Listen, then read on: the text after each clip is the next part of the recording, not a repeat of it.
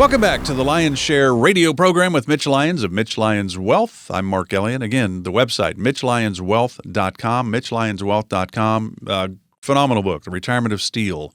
Kind of goes back to his days with the Steelers. Discover how to protect your wealth. Retirement of Steel, it's on the website, MitchLyonsWealth.com. You can ask for the book right there. The Retirement Deception, it's a film. Mitch is certainly featured in that an awful lot. It's exposing the truth about retirement success. So it's an interesting, going to bring up maybe a different way for you to look at retirement.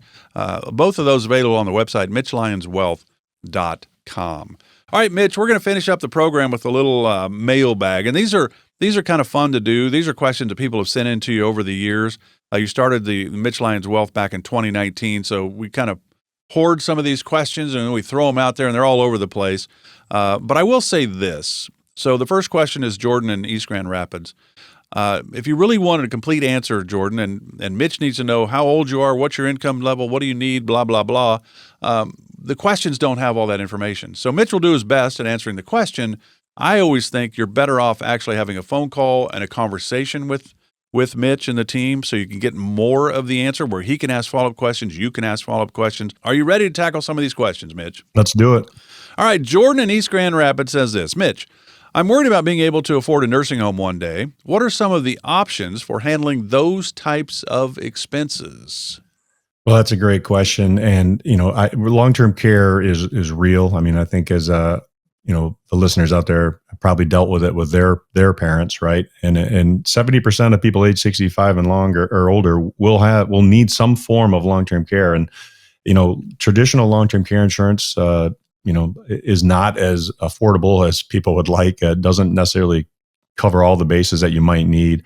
I mean, your average cost for a private room of a full nursing home now is $127,000 a year. It's not cheap, right? And if you want a semi-private room, it's $111,000. If you just need assisted living, you're still looking at $70,000. And even if you just need like some adult daycare, it's $26,000 a year. So these are real numbers, and people have to plan for that. There are a number of different solutions that can help in addition to traditional long-term care insurance. There's some hybrid products out there that incorporate an annuity platform with the ability to get at dollars. It could be a fixed annuity where it's earning you interest, but if you did in fact need long-term care, it can actually escalate the amount up to a higher amount to be able to use for long-term care. Sometimes 2 to 3 times your initial amount. You put $100,000 in, and you might be able to get up to $300,000 of real dollars to use for long-term care. There's some income annuity products that can offer a doubler on the income if you can't do 2 of your 6 activities of daily living. Some life insurance policies allow you to access the death benefit in advance of death to be able to pay for some of those things. Now that will reduce your death benefit as you do that. But again, as you said, every case is unique, and we'd want to dig into the facts of each person's needs and what they have in place already. But there are solutions out there for people to consider. And if you haven't considered it, it's a very real concern and can blow up a retirement plan in a hurry if you haven't taken the necessary steps to plan for it. Yeah, because one of the things that Mitch has on his website, it says, our team is committed to helping you build an ironclad plan with tax efficiency, Social Security planning, protecting your assets, all while hedging for rising healthcare costs. So it's a great question, Jordan. And the old long-term care of our grandparents is really no longer around. There are not many of those opportunities out there. But those old long-term care policies, Mitch, were use it or lose it. And I think most people, we pay insurance, for cars and homes and all of that and hope we never need it, but we know we need it just in case. I don't think anybody wants to pay for more insurance and use it or lose it. So these hybrid tools may be the way to go for most. I don't know. It depends on the situation, I'm sure. It does, but they are attractive from the standpoint, for just using a life insurance policy as an example. If you have a life insurance policy that has access for long-term care to the death benefit, hey, if you need it, great. You can access those dollars. Let's say you got a $500,000 policy and if you can, maybe use 100, 200 grand of that and still leave $300,000 of death benefit, that's cool because yes, you used it when you needed it for long-term care, but you still gave something, to your heirs that you intended to anyway, or the hybrid fixed annuity that, hey, it's going to earn you. It's for, if you got dollars just sitting in the bank and they're earning, 3% or whatever, if you can put it into a fixed index annuity, or excuse me, a fixed annuity that maybe is earning 4 or 5%. And hey, by the way, if you do need long-term care, it gives you an even higher amount than what you put in. Well, that's a good solution. So yeah, there are options that are more attractive than just that use it or lose it model. All right, next question for you, Mitch, comes from Jerry in where are we at? He's in Farmington Hills. Hey, Jerry. He says, Mitch, if we aren't sure we're getting the right guidance to help protect our income from potential retirement risk, such as market risk, healthcare costs, taxes, and inflation, what should we do?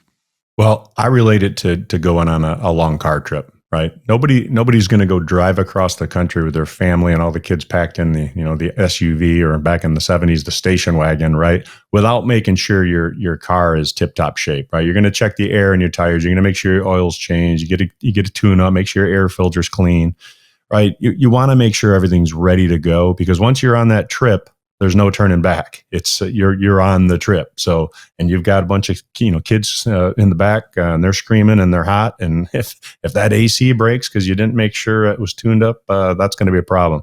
No different in retirement. I tell people, listen, if you're not sure where you're going to, if you're where you need to be for retirement, let's do a checkup and find out. It doesn't cost you anything to get a second opinion, to take a look under the hood, so to speak, and make sure that you've got things set up for all the contingencies. Hey, what if I go in and what if I need long-term care? Hey, what if the market drops 20%? Is my income going to be the same and give me what I need in retirement?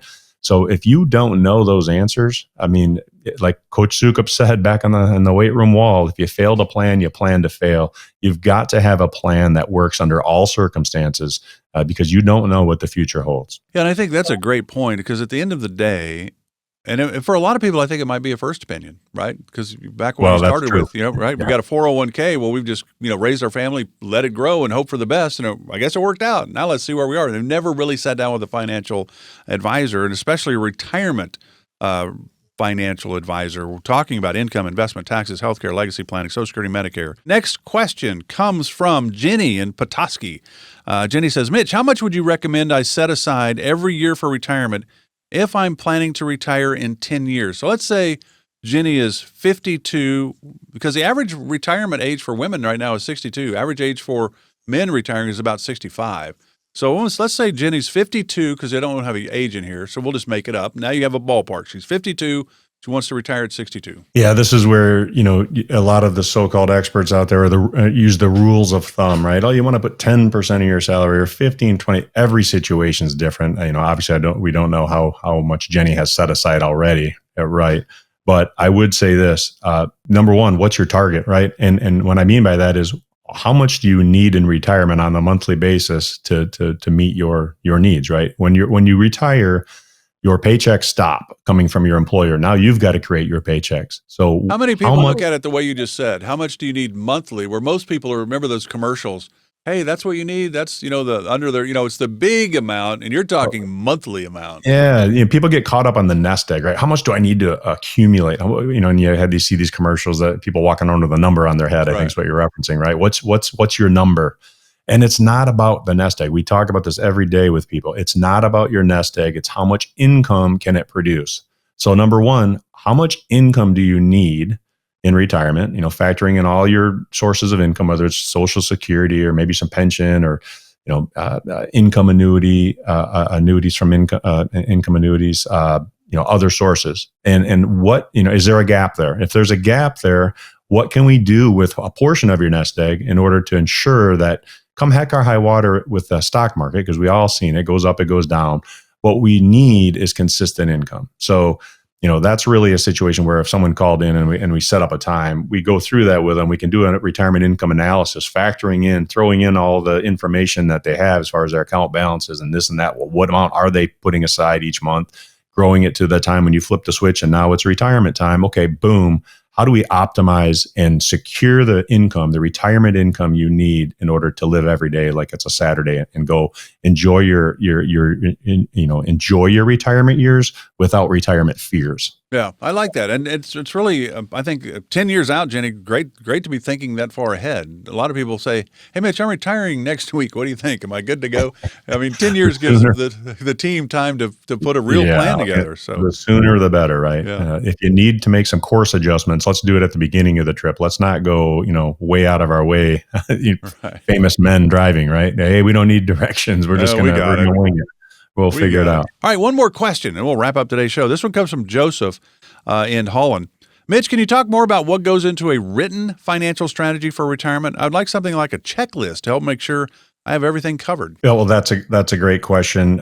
And when we do a retirement analysis for folks, that's exactly what we're doing. We're getting a checklist. We're going through it with them. We're identifying what are their assets, what are their liabilities, what are their income sources, right? What's their Social Security benefit at various ages? If they have an old pension, those are hard to find anymore, but some people still have some pensions.